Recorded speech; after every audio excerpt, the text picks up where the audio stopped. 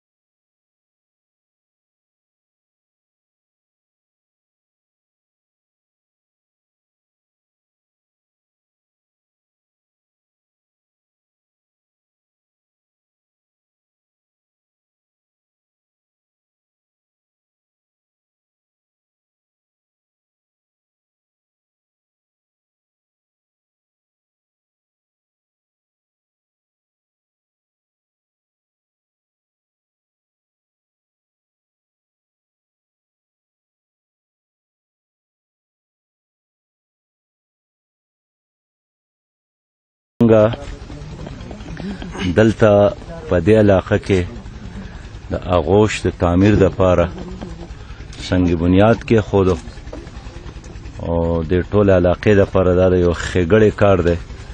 د یتیمانو دلته به پرورش کېږي، تربیت به کېږي او دلته به تعلیم ورکړی کېږي او تزکیه به کېږي.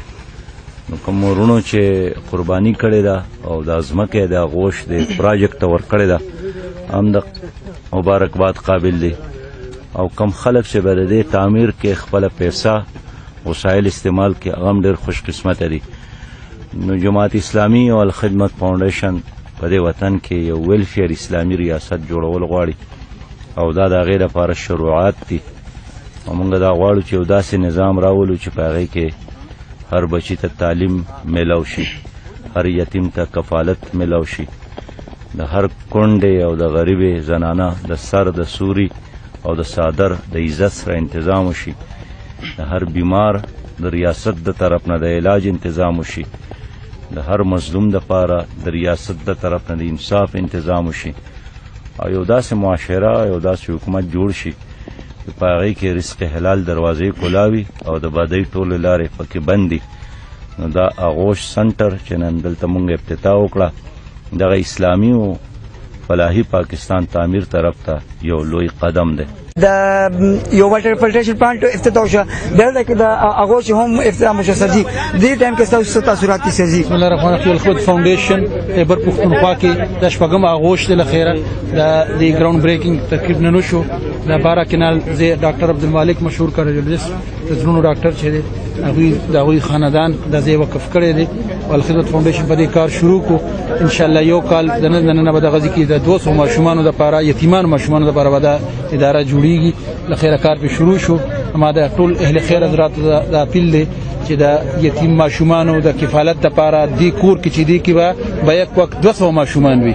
نو دی 200 ماشومان دی کورنۍ ته چې کې د سبق حاصلې سکول به وي، د تعلیم به وي، تربیت به وي، خوراک، لباس، د جون ټول ضرورتونه به دی آغوش کې پوره کیږي. ان شاء الله یو ډیر لوی د خیر منصوبه ده. الله دې چې په خیر سره تورسي د بونیر د عوامو لپاره او غیر چاپیره سوات او ورسره ثوابي او د نور زلو لپاره ان شاء الله ډیر لوی پروجیکټ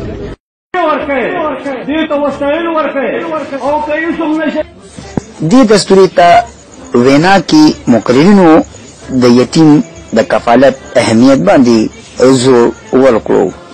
نیمه سبحان، چمکنی ټي وي، توي ورسک